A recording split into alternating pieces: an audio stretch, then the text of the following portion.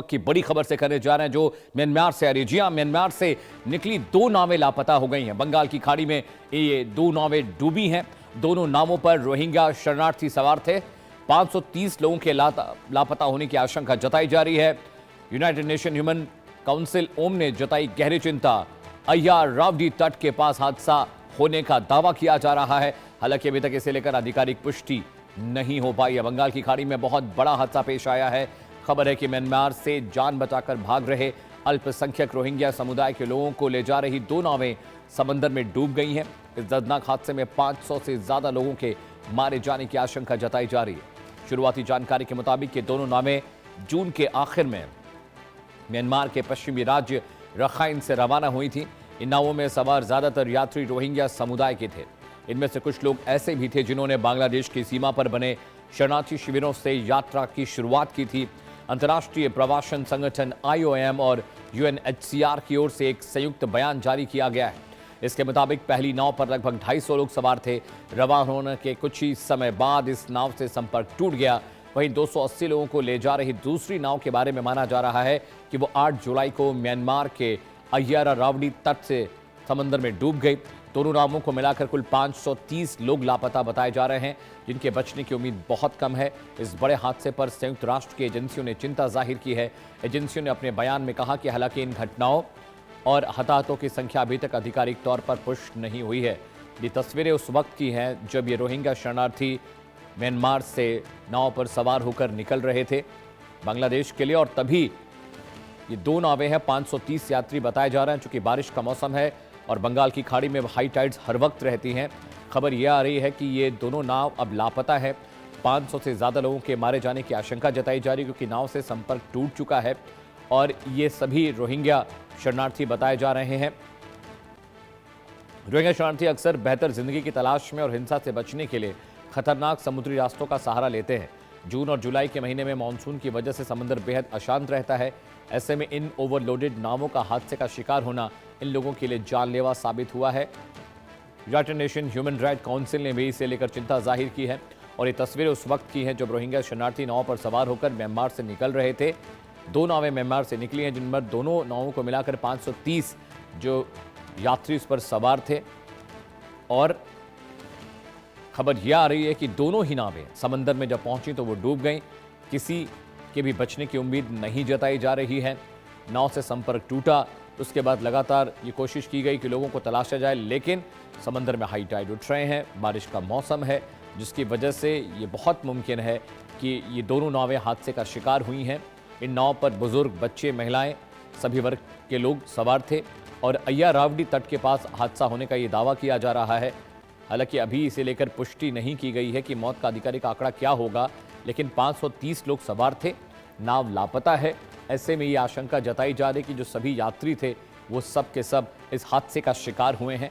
और वो तस्वीरें भी हम आपको दिखा रहे हैं। ये प्रतीकात्मक तस्वीर है। म्यांमार से जब रोहिंग्या जो शरणार्थी हैं, जब मुसलमान वहाँ से निकले थे, उसके बाद उनकी दोनों नावें हादसे का शिकार हो गई।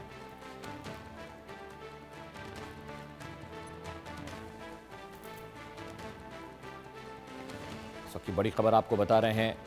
UNHCR ने इस हादसे पर गहरी चिंता जाहिर की है, जताई है, और बंगाल की खाड़ी में दोनों नावों के डूबे जाने की आशंका जताई जा रही है। 530 लोग इस नाव पर सवार थे।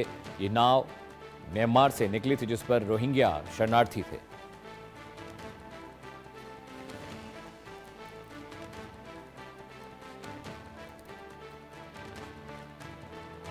इस वक्त की बड़ी खबर आपको बताते हैं, बंगाल की खाड़ी में बड़ा हादसा पेश आया है।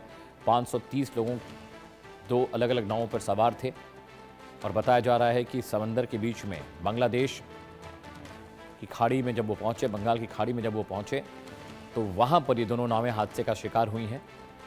500 से ज़्यादा लोगों के मारे जाने की आशंका जताई जा रही है। एक नाव जून के महीने में और दूसरी जुलाई के महीने में म्यांमार से निकली थी और अब इन दोनों नावों के लापता होने की खबरें आ रही हैं। 500 से ज़्यादा मौतों की आशंका जताई जा रही है। हालांकि अभी तक मौतों की आधिकारिक पुष्टि कन्फर्मेशन नहीं है, लेकिन दोनों नावों से संपर्क टूट गया है। दोनों नाव बंगाल की खाड़ी में हादसे का शिकार हुए हैं। दोनों नावें म्यांमार से निकली थी, एक जून में और एक जुलाई में। अभी दोनों नावें बंगाल की खाड़ी में डूब गई हैं। हादसा कैसे हुआ, वजह का अभी फिलहाल पता नहीं है, कंफर्मेशन नहीं है, लेकिन चूंकि बारिश का मौसम है और इस वक्त जुलाई के महीने में समुद्र में हाई टाइड्स होती रहती हैं, तूफानी मौसम रहता है बंगाल की खाड़ी में, और ऐसे में बहुत मुमकिन है कि ये जो दोनों नावें हैं ये हादसे का शिकार हो गई हों। United nation human council rights ने और IOM ने इस घटना पर चिंता जाहिर की है। इस वक्त की बड़ी खबर आपको बता रहे हैं, म्यांमार से निकली 2 नावें जिस पर 500 से ज्यादा यात्री सवार थे, वो बंगाल की खाड़ी में हादसे का शिकार हुई है। ऐसी आशंका जताई जा रही है कि ये जो नाव है ये हादसे का शिकार हुई है, और बड़ी बात यह है कि नाव से संपर्क टूट गया है। नाव पर जो लोग सवार थे उनसे संपर्क नहीं हो पा रहा है। ये प्रतीकात्मक तस्वीरें हम आपको दिखा रहे हैं। हालांकि रैनिक दत्ता मेरे सहयोगी ज़्यादा जानकारी के साथ जुड़े। रैनिक, सबसे पहले तो ये बताइए कि ये जो नाव निकली थी, ये नाव आपके हिसाब से कहाँ हादसे का शिकार हुई है और क्या कंफर्मेशन हो पाई, कोई बच पाया? देखिए, जैसे ही सूत्रों के हवाले से खबर मिल रहा है कि ये जो नाव म्यांमार से निकला था, ये नाव रखाइन स्टेट की तरफ जा रहा था। बांग्लादेश का जो रखाइन स्टेट जो म्यांमार से कनेक्ट करता है, उस रखाइन स्टेट की तरफ जा रहा था। उस दौरान ही ये घटना जो है ये घटा है। और अगर देखा जाए तो 2 नाव था उस जगह पर। म्यांमार से ये जो रोहिंग्या ये बांग्लादेश में घुसने का कोशिश कर रहे थे, 2 नाव करके जा रहे थे। और देखिए, बंगाल की खाड़ी में ऑलरेडी लो प्रेशर बना हुआ है, और जिस तरीके से पानी का लेवल बढ़ा हुआ है, उस जगह पर जो मछुआरे हैं उनको पानी में जाने के लिए मना कर दिया गया था। और जो भी नाव था उस नाव को पानी से लौटाने का बात भी किया गया था।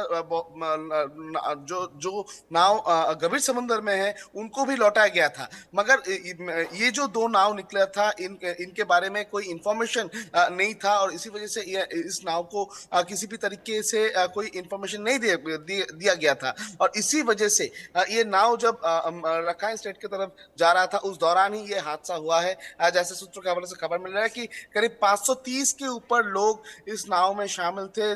जिस 2 नाव अभी पूरा गायब है, उनको ढूंढने का काम किया जा रहा है।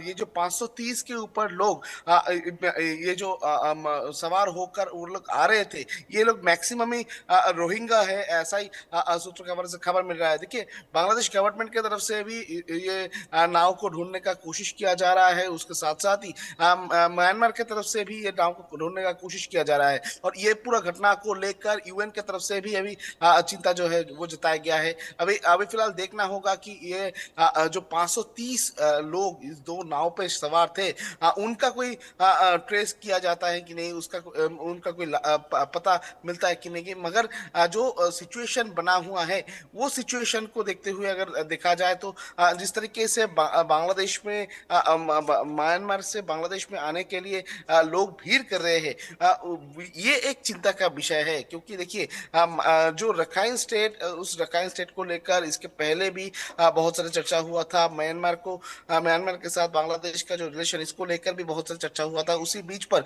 ये जो खबर सामने आ रहा है फिलहाल, ये भी बहुत ही चिंतादायक है बोल सकते हैं। और अभी फिलहाल इन लोगों को जो ढूंढने का कोशिश वो फिलहाल किया जा रहा है। और ये पूरा घटना के ऊपर आधिकारिक जो है उनके तरफ से नजर रखा जा रहा है। रैनिक, जब ये नाम निकली वहां